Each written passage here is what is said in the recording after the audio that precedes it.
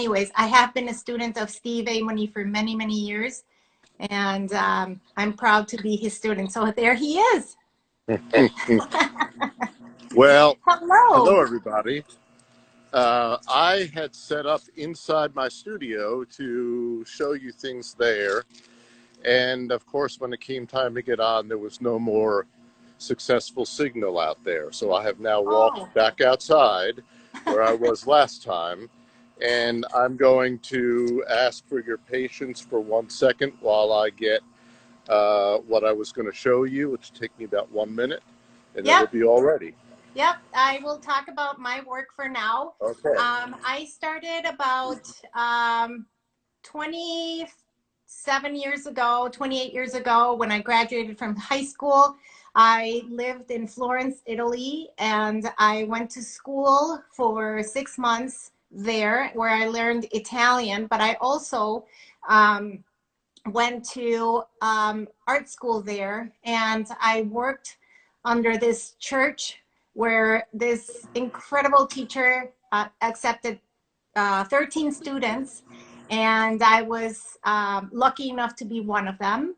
And I learned how to draw, and that's when I started my love of art and my love of painting. And if you can imagine being in Florence surrounded by all this beautiful artwork and architecture, and I really was just, that's my beginning. And I was lucky enough 2 years ago, I went back to Florence and I was able to find my professor. And after 30 years, believe it or not, he was still in the same church, still in the same studio. So it was a full circle for me. And it was an incredible moment that I had with him. After that, I was in Mexico City, and I went into business thinking, you know, this I'll probably make more money doing business. But then my husband, who's a physician, had to move to Minnesota to train and do his surgery residency here. So I decided that I wanted to be happy. And I switched my whole career, and I went to the Minneapolis College of Art and Design and got my fine art degree. And I've been working at it ever since. It wasn't easy in the beginning. In fact, it was very hard to be validated as an artist. I'm sure a lot of you have had this problem where, you know, you would say to people, yeah, I paint. And they would say, well, I paint too, you know? And it is a very, very hard profession to be in and to be validated. And so for many years I painted because it was my calling and that's what I wanted to do. And by working hard and staying in my path and knowing my truth, at one point somebody said yes.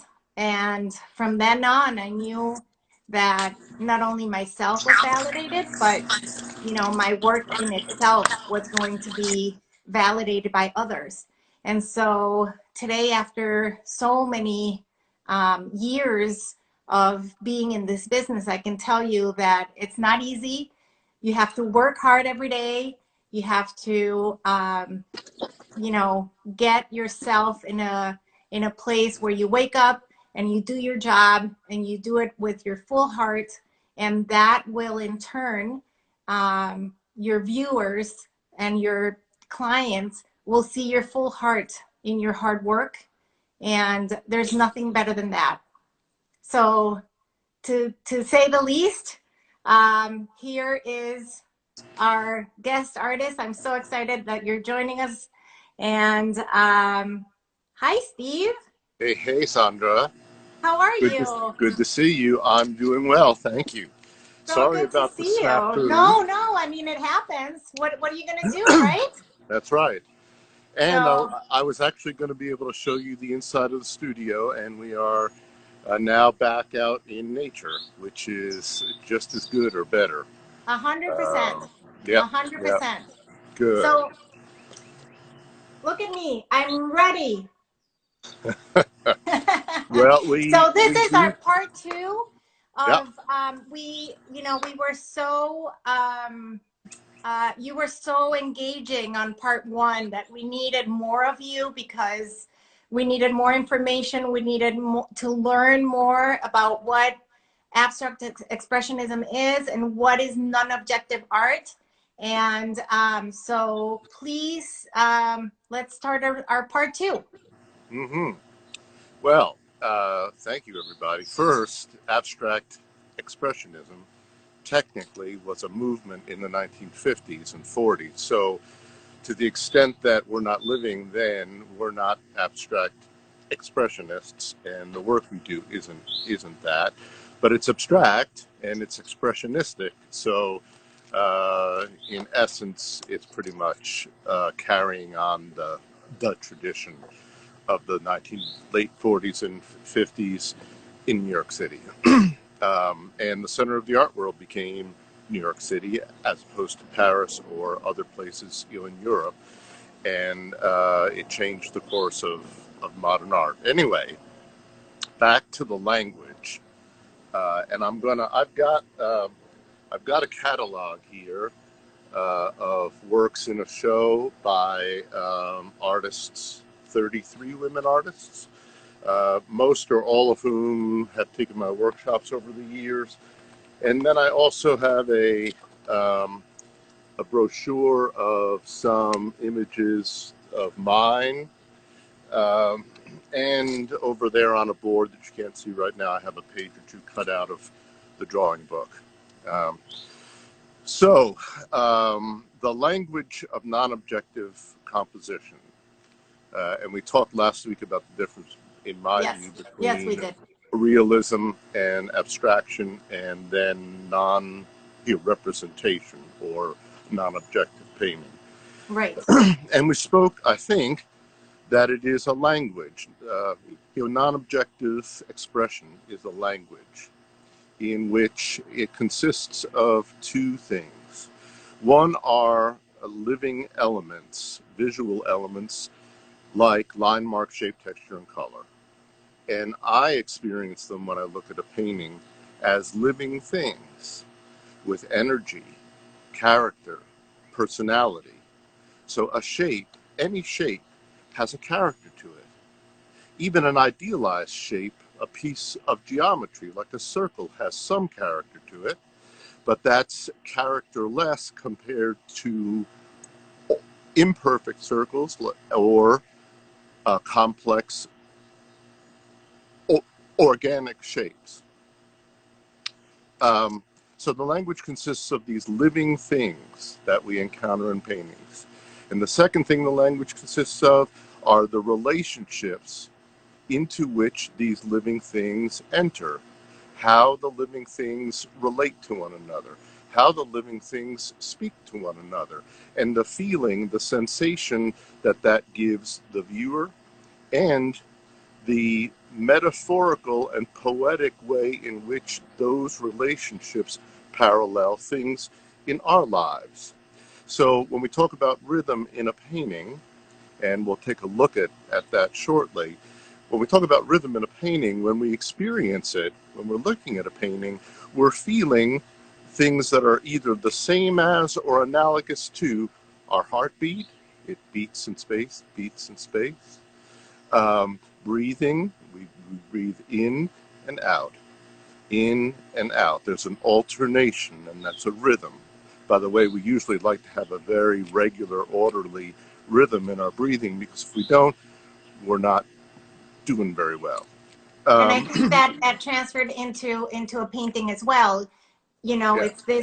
It's this kind of thing that Mm-hmm. happens through Mm-hmm. it. And like you say, you breathe in, you breathe out, you breathe in, you breathe out, and you do that with when we're dancing with the painting and we're coming in and out.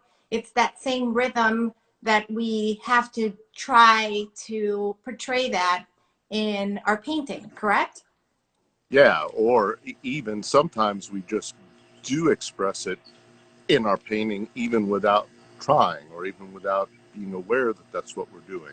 Right. Especially when you work in a pretty automatic way, your natural sense of rhythm comes through. People say in workshops, I need to find my voice. And I always tell them that you don't have to find it, it's there. Do an automatic drawing and it appears. So you just have Can to, you explain what an automatic drawing is?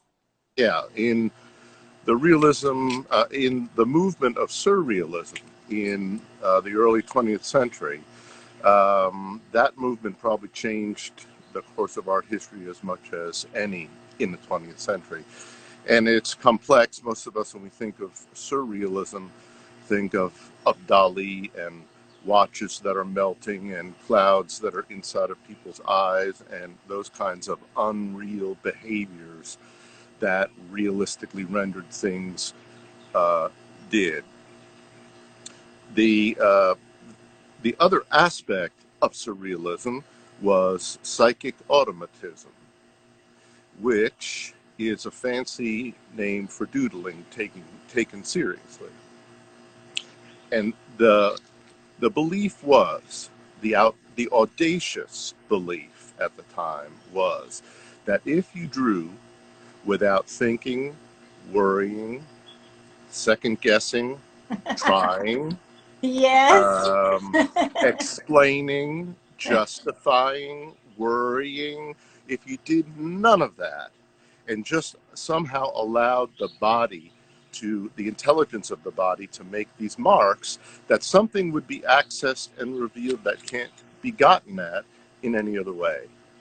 So when you doodle and you're in a meeting or on the phone and you doodle, your mind is busy doing something while the doodling comes from someplace else. And it's that other intelligence, we can call it the subconscious, the unconscious, the spirit, we can call it almost anything you want to call it, but it's that other place, that deeper place, the place that has more wisdom and insight than the left brain could ever have, or at Don't least we at want to different wish in times. that world? Don't we all want to strive to be in that world? I feel like if we Yep. could all act from that unconsciousness, um, our true selves would really come through Mm-hmm. and we would all be so much better. We, as human beings, as connectors, as artists, I just believe so much if we could tap into that a little more so we don't think all the time. It's exhausting to be thinking all the time.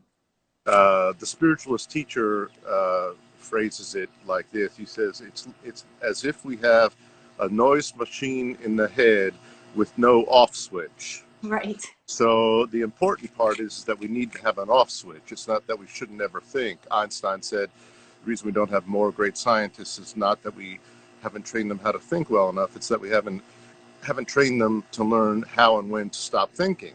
He Right. said every major breakthrough that he had came in a moment, of no thought.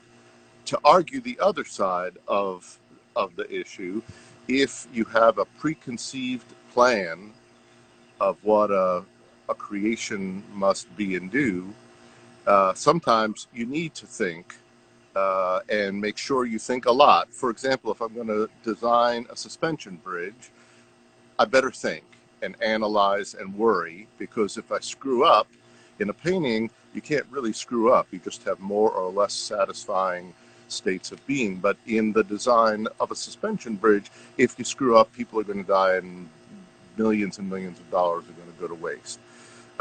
So part of our lives, we need that thinker. We need to stay there and honor it. But in this kind of painting, as opposed to narrative painting, in which the artist tries to tell a story or send Right. a message, Right. Yeah. or descriptive painting, which tries to tell us what things look like, in the kind of painting we're doing, we're hoping to convey a sense of what it feels like to be in this world, to be a living thing in this world. And for that, thinking doesn't do much good. Correct. Um, yeah. And you always teach us, what is your sixth sense telling you? Yes. How are you feeling? Um, You're putting a tape on top in front of That, your, oh, there we go. that doesn't work, does it? Okay. um, I'm a and technical whiz, let me yeah, tell you. You exactly. know, I've And I I've got this that's down. okay. That's Okay. okay. Listen, All right. I'm not a professional at what I'm doing, and I'm giving it my all and my best. And we're, You're doing great. we're making a difference in this world. That is for sure. You are And doing great. so I do think that when you're teaching us, you're telling us use your sixth sense. You know, what is your gut telling you to do? Follow that. And sometimes it's easier said than done. But I think that when you are really tapping yourself into that, I think that it's, you're really going into your soul. And what comes out of your soul, it's so pure that magic can happen. And not only is it so pure, which I think it is so pure, but it taps into a place that we all have.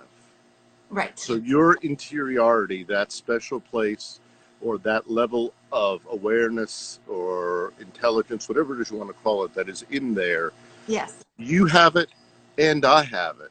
And everybody listening to this has it. And so if you're tapping into it and giving form to it, temporary form to it in a painting, you're expressing something that is part of all of us. So it's when people say that abstractive expressionism or this kind of painting is self-expression, I think it is, but I think more Yes. than that, I think it is expression of, not to be trite, but expression of the human condition.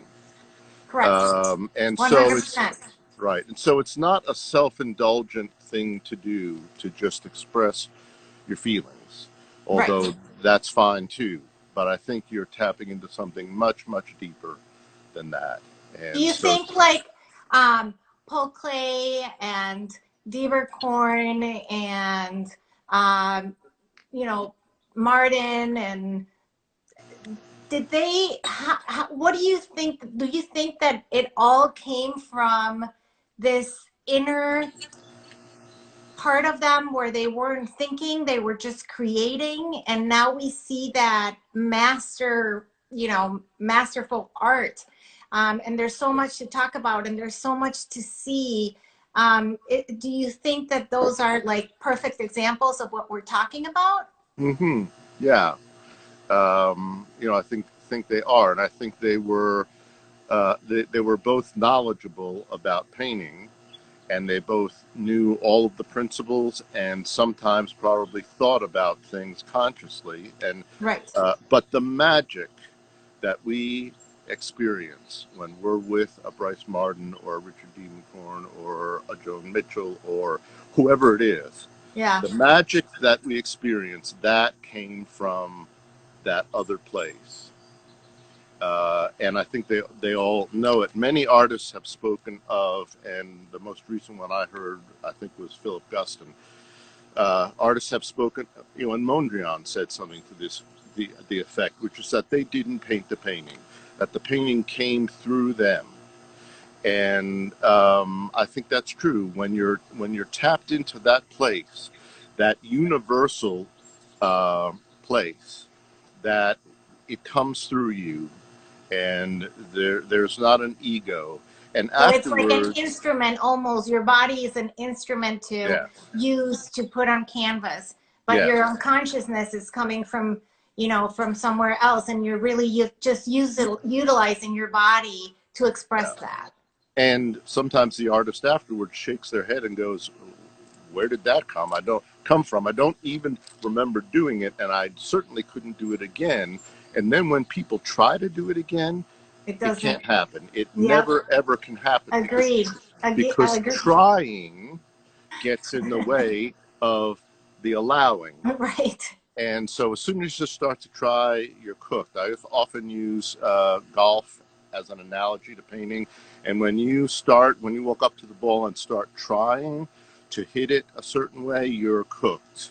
You have to allow the body to coil and uncoil. It doesn't mean that you shouldn't understand things or practice things, or that you shouldn't paint thousands of paintings in order to get better and better. But the core of it, the most important part of it, doesn't come out of thinking. And there was I had a student years ago. Her name was Norma Pruden, and she lived in Florida, and she was an art collector and went to art museums and loved art but never made art. And when she was about 70, 75, she decided to try to make it. And once she started, she took off with it. And for the rest of her life, she painted like, a madwoman. And did she have uh, the skills, the technical skills, the ability to handle the brush, the the sophisticated understanding that she could verbalize about art making? She didn't have that stuff. But from the very outset, she had that other thing, that voice, that connection, and that passion.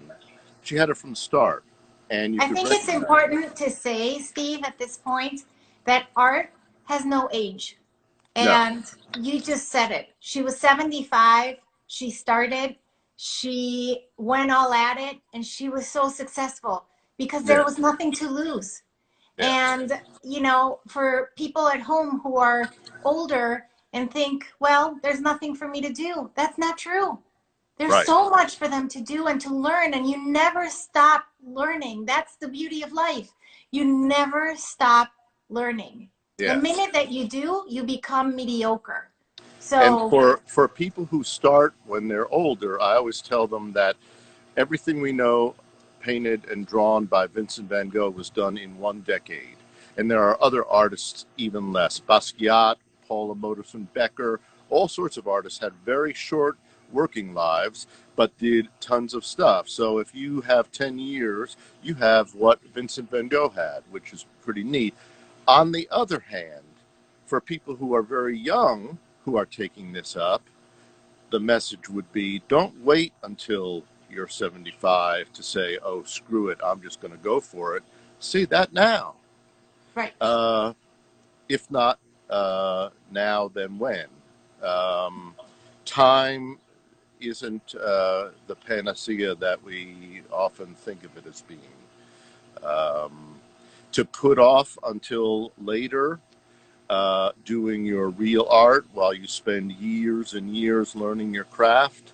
When artists were painting um, frescoes, huge frescoes yeah, on the interior of church walls, they needed to learn all of their skills ahead of time first before they would be allowed to actually try it.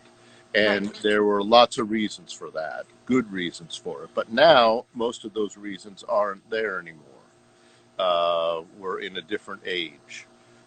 If we want to document something or make social and political statements like religious painters did back then, it's probably more effective to make a video or a film or use a camera or rent a billboard and plaster your message up in front of millions of people. It probably is more immediately effective to do that than to make a painting.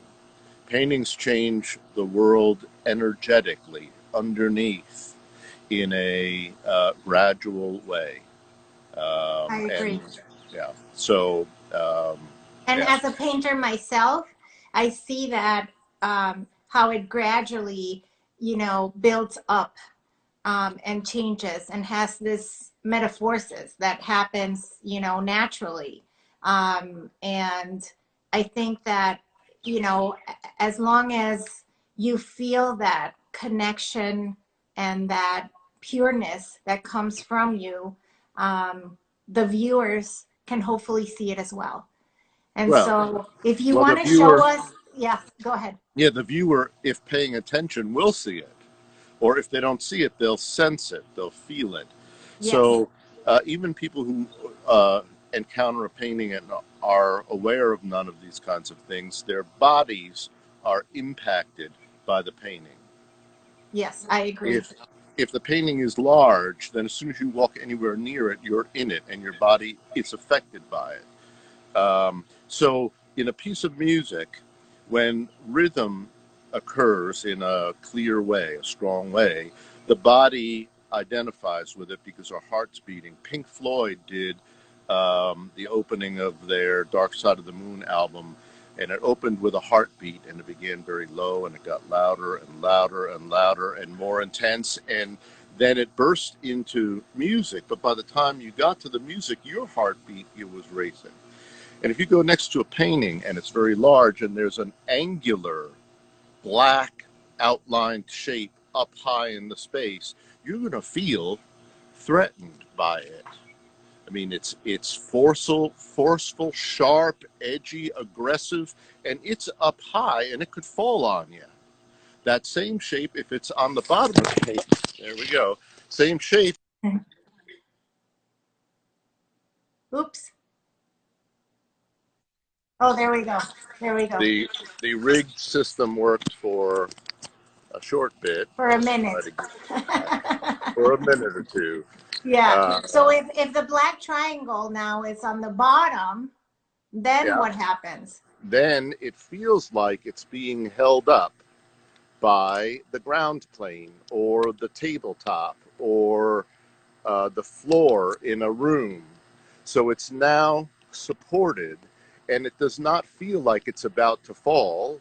It feels like it's going to sit right where it is. So it's of there's no impending doom involved with a triangle that's sitting on the bottom. So it's interesting. People say, that a painting doesn't have its meaning. It doesn't have its expressive quality until the viewer takes part. It's a very common assertion these days. And I say that's hogwash. Yes. I mean, the painting has a meaning already. It has energetic forces that as soon as the body comes anywhere near it, it's impacted by it. Yes. So what I think too is when you are next to a big piece like what you're saying, the size in itself, it's almost like you're swallowed by the painting somehow. But you can have that same impact in a small piece if you have all the right elements to bring the viewer in and Absolutely. to see it up close and to analyze everything that you're saying right now, because it can have the same force, it can have the same weight, the same energy, if applied in the right way. So, so a small painting can have that as well. It can, and especially if major forces are on the outside edge. Yes. Pulled all the way to the outside edge, it stretches the space and makes it feel monumental. Small. By the way, is tape partially blocking my face to you? Nope, you're good. Okay. You're great. Okay. All right. But a small painting has an intimacy to it that's all its own. So if there's a painting that's 10 inches square, like the ones you're asking artists to do, and it's hanging on a wall 30 feet away, we are commanded, if we want to experience it, we're commanded to walk up to it. And we have to get up close to it. And so physically, we're involved with it this way, just like we dwarf it, and a big painting dwarfs us. Yes. And so and it's as challenging for me, for example, that I work large scale. I think for me it's more challenging going on a smaller scale because my energy is the way I move with my whole body. I feel like I'm very limited the way I have to do it in a small space. Mm-hmm. And I constantly have to push myself to be working small in order to be successful also on a big scale. But for me, and I've heard both sides of the story here. I know artists that work, in this scale, and they are just super comfortable. So like I said before, you can never get comfortable. You always have to push yourself and get outside of your comfort zone in everything in life, because then you're learning, you're opening yourself to possibilities that you never thought you could before. And that audacity to go someplace where you wouldn't really normally go or think of going. That audacity is what every artist that has done notable things has been audacious in some way. So Robert Ryman spent 40 years painting white squares. Who the hell would spend 40 years painting nothing but white squares? Well, he did, and he passed away, and he was still doing them. So he evidently hadn't run out of his fascination White with them yet. squares. Yeah.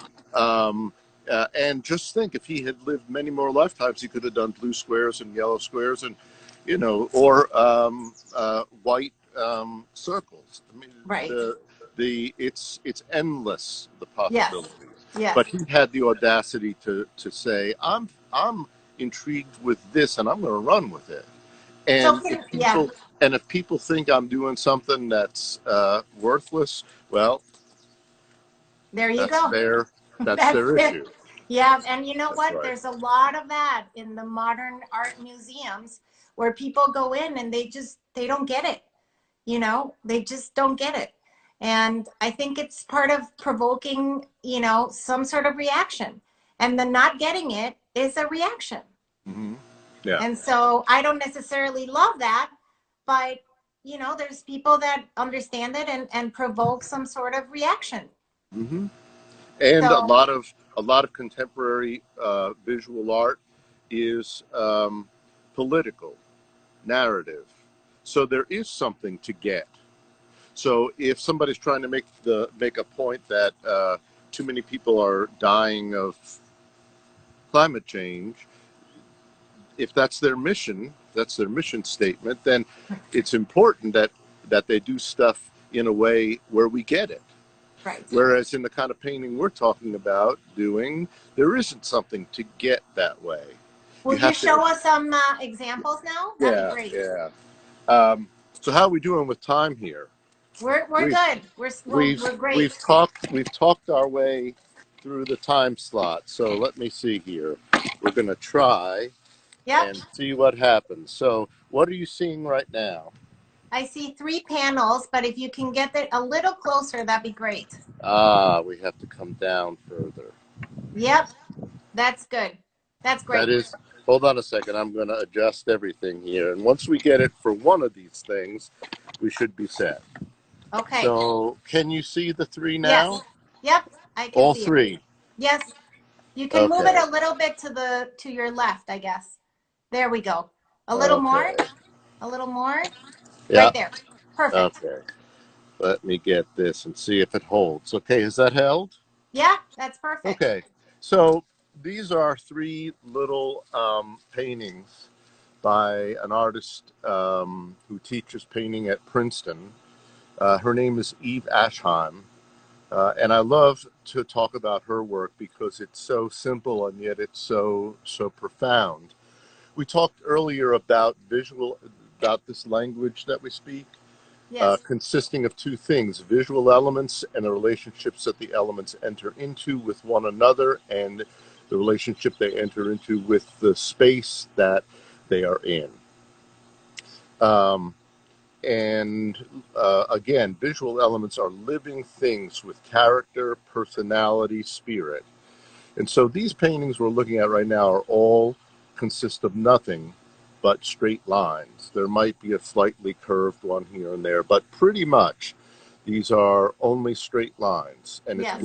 black, white with a slight infusion once in a while of another primary like blue and red. But all it is a bunch of straight lines. So how much can be said with a bunch of straight lines in the space? Well, this shows a lot. So the one on the left, the orientation of these elements, these lines, is almost exclusively horizontal, and we spoke about this earlier with the shape, with the big With the angular rhythm. shape. Yep. So all of these lines in that left one are moving horizontally. So they are parallel to the top and the bottom of the picture plane, and they are pretty much parallel with each other. Right. And being horizontal,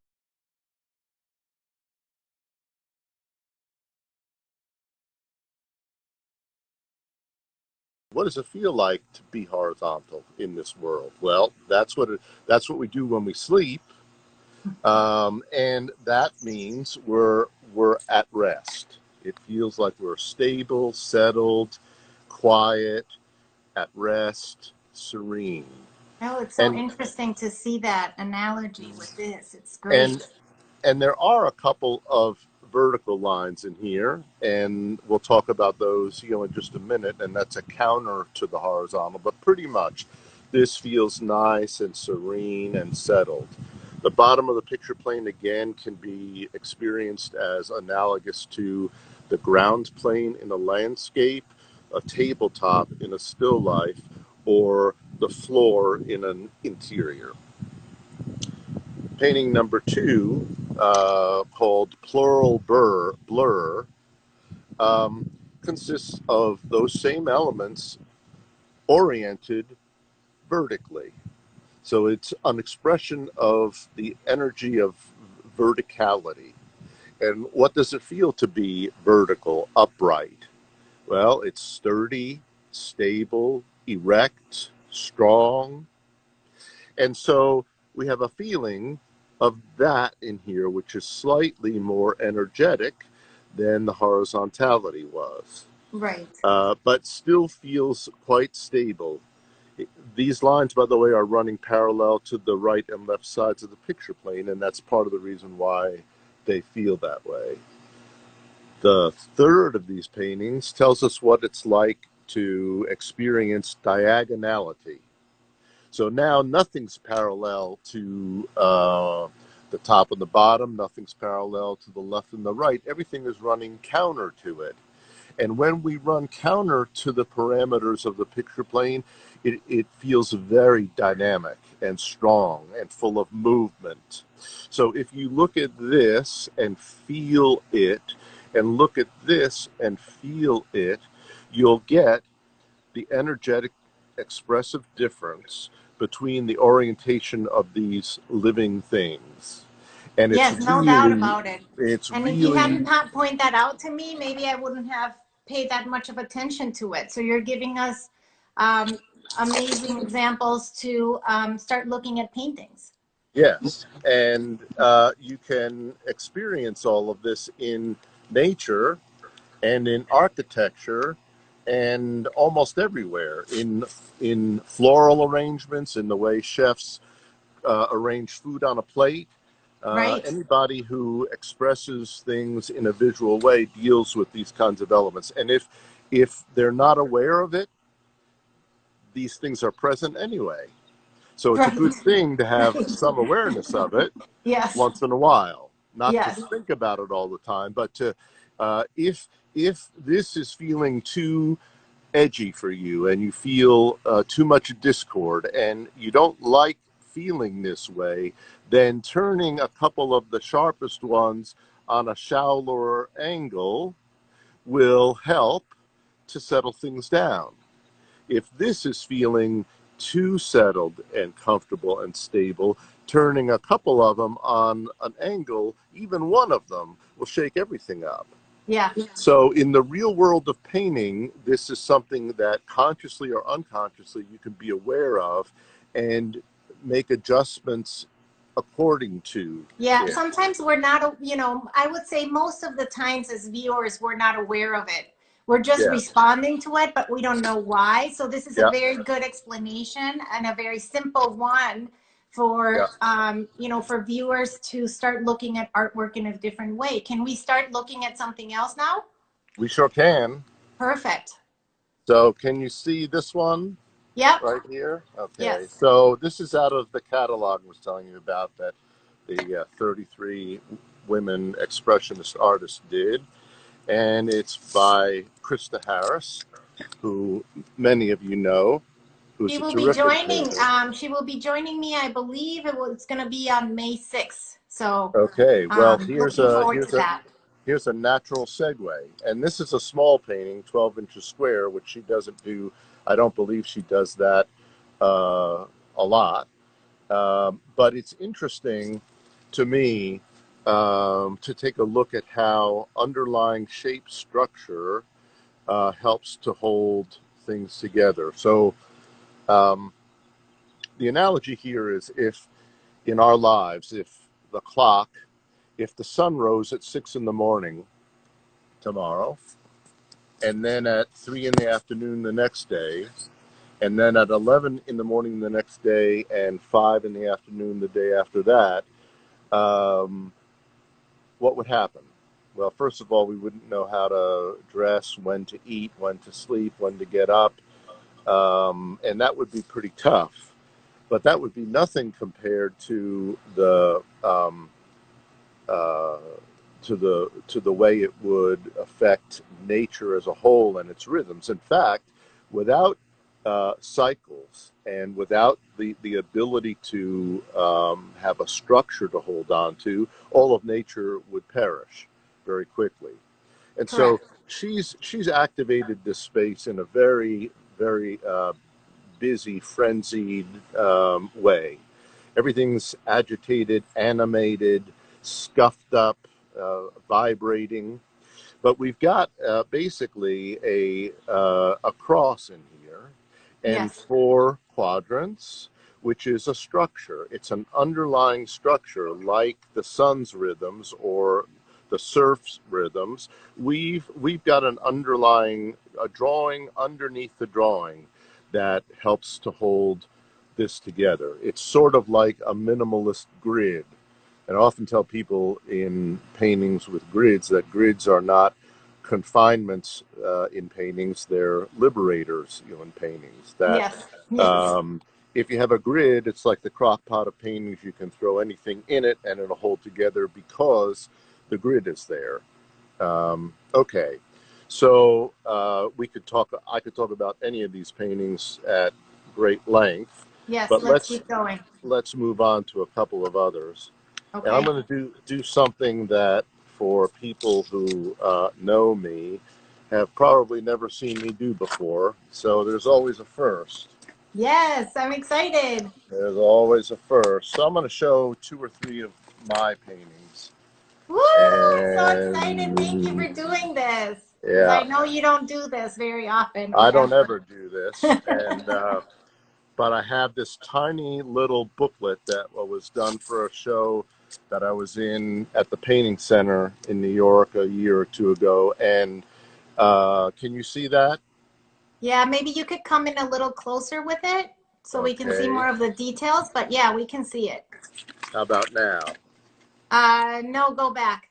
Better where you had it. Right there. Perfect. Okay, I will Yep. hold it here. Okay. So this painting, to me, one, it moves back to your point earlier about little paintings feeling big. I think this one feels larger than it is, which is 11 by 12 inches, because a lot of the major elements are around the outside edge. So it pulls us out and creates spaciousness on the inside. We talked earlier about rhythm, and if you consider the oval basically as a motif, you have a beat, a space, a beat, a space, a beat, space, beat, space, beat, space, beat, space, beat. So I'm moving in a rhythmic movement around the space, from a circle to a space, a circle to a space, or a thing to a nothingness, a thing to the nothingness. So there's an alternation and movement. And when you look at a landscape and a mountain range, for example, a mountain Yes. range consists of a up and a down, up and down, up and down, and up and down. And this is thing, nothingness, thing, nothingness. So there's a nice rhythmic movement around the outside edge of the space.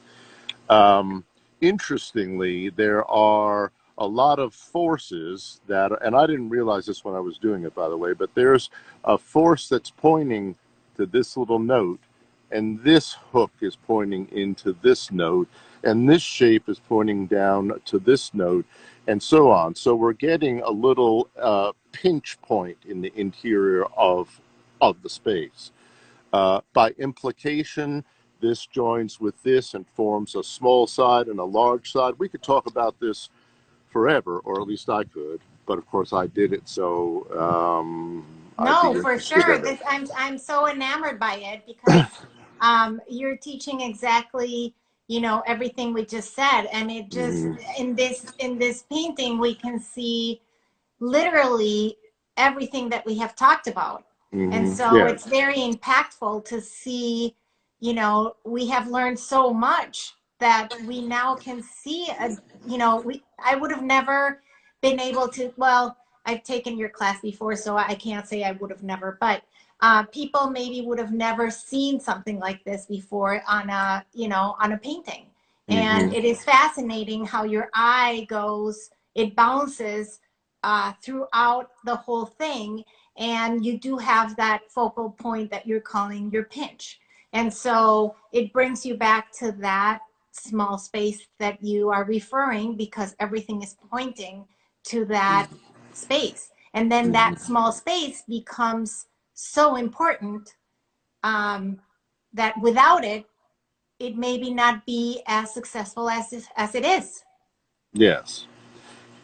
And again, I promise you, I'm not somebody who preaches about having focal points. So I wasn't thinking about having a focal point. It just felt good to have that there, and it must have felt good to point to it, even though I wasn't trying to do any of it.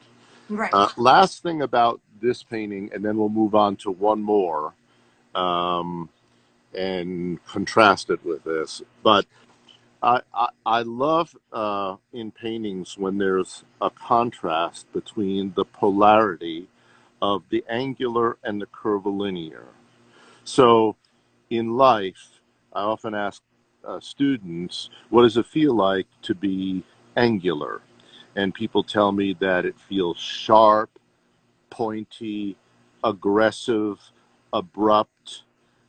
They go through all sorts of adjectives, and the adjectives often are ones that we assign in the world to the masculine. Right. And then I ask people, what does it feel like to be curvilinear? And they say, soft, graceful, lyrical, fluid, all of those kinds of things. And we tend to attribute those adjectives in nature to the feminine. And so when a painting has angles and curves to one proportion or another, it expresses the relationship between the masculine and the feminine. And this painting is almost entirely curvilinear. But And so I do see your angles.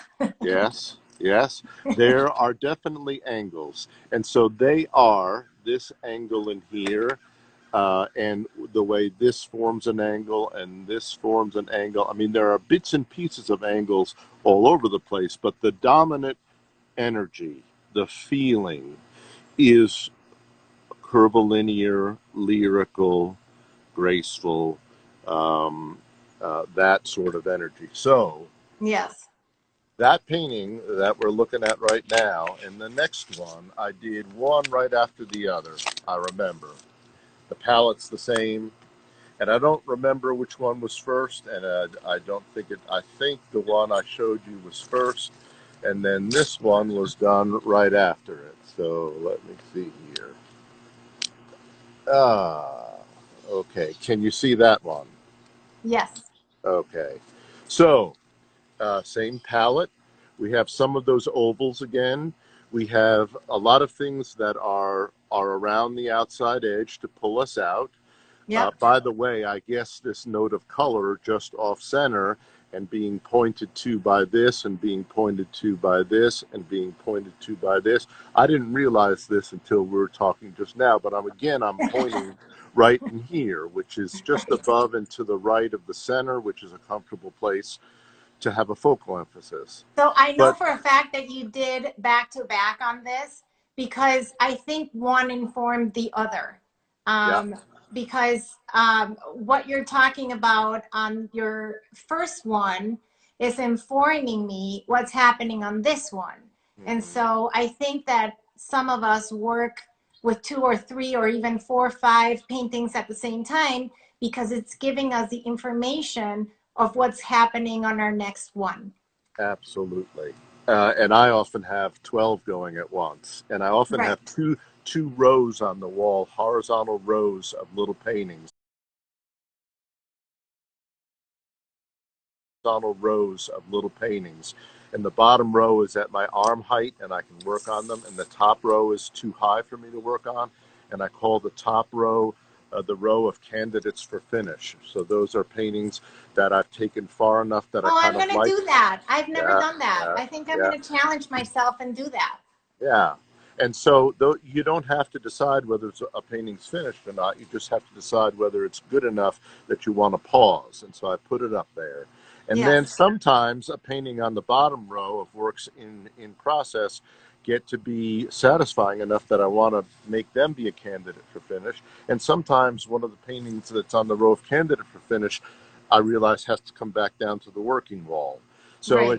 it's an interesting way to organize things. And then if a painting's on the candidate for finish row long enough and I still like it, then it's a pretty good indication that it might be okay to take it down and put it out into the world. So, Steve, can we see your face? We have about 1.5 minutes left, and I just Okay, would love to finish sure. by looking at you. Yeah, I just want to say in one sentence, this one's got all kinds of angularity in it and much less dominance of the curvilinear. Okay, and so Yes.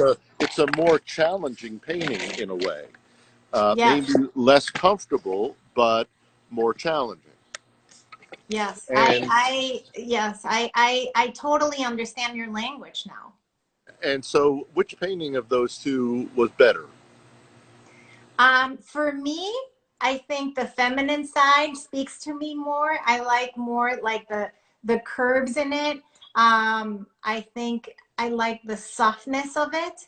But that's probably just me. You know, My answer in a workshop would be neither one is better.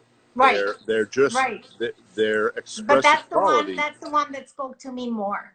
I Yeah, can see how that one informed the second one, but the one that that I feel more attracted to would be for sure the curvilinear, because I that's just me. But and for me personally, which one am I challenged more by? Do I have to work harder to try to sense it? The second one. Uh, so interesting. so it all depends if I want to have something that feels really good to me, or if I want to have something that's going to give me a little bit of a elbow in the ribs. Yes. And so hanging them both together, pretty nice idea. Well, I think we should all hang 12 pieces of paint of paper or canvas, some higher than us, some lower than us, and go at it and find our lines, our rhythm, our texture, our language of drawing, and not be judgmental in what we do, but just go for it. And you just gave us an incredible lesson on how to view paintings, on how to activate a painting, on how to start a painting. I believe wholeheartedly that people stayed home today to listen to you, to learn so much from you. You have so much to give us. And I really, really can't thank you enough, my friend, for teaching us every day. And you are an incredible, incredible person. So thank you, thank you, thank you for the bottom of my heart. And from everyone here, everyone is, their comments are just amazing, and everyone is so inspired. And so there are no words, my friend. Thank you so, so much. And thank you for doing this series and for contributing your love and enthusiasm through it. We Well, appreciate it. like I said, we're an army of artists, and we are making good for the world, and that's what's important. We are definitely in it together, and I can't wait to see. This is kind of taking a life of its own. I'm excited about the artists coming in. I'm already full for the month of May. I'm booking into June. It's kind of crazy, and so this is a good thing. We're doing a good thing. That's terrific. So Really thank terrific. you. Okay. Thank you. Thank you, Take care, everybody. my friend. We'll be in Okay. touch. Okay. Bye-bye. Bye Bye, bye. everyone. Thank you Bye, so much. everyone. Bye-bye.